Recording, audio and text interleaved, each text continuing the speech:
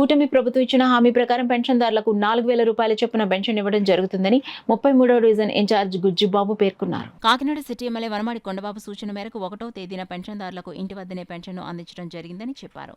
Division ప్రత్యేక అధికారిని revenue విభాగం సూపరింటెండెంట్ నిర్మల్, డివిజన్ నోడల్ అధికారి ఏఈ సత్య, సచివాలయ సిబ్బంది తదితరులు పాల్గొన్నారు. కనీసం పెన్షన్లు కూడా అయిపోయేలాగా ఉన్నాయి, పూర్తిగా అయిపోయేలాగా ఉన్నాయి.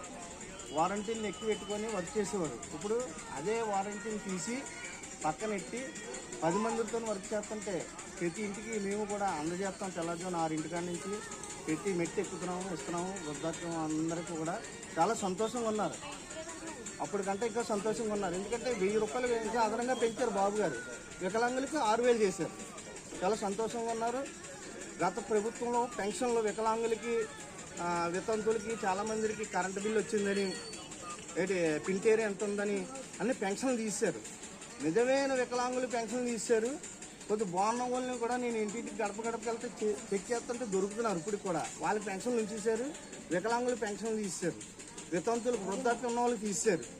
అది కూడా నిన్న కమిషనర్ గారికి మా ఎమ్మెల్యే గారు వెళ్ళి పాత పెన్షన్లు కొద్దిగా రిలీజ్ చేయండి అనేసి కలెక్టర్ గారికి, కమిషనర్ గారికి పెట్టారు. అది త్వరలో కూడా చేస్తాం. తర్వాత కొత్త పెన్షన్లు ముందుకు జరుగుతాయని ఈ ప్రభుత్వం ఇంకా బాగుండాలని కోరుతున్నాను. ఇంకా చేయాలి.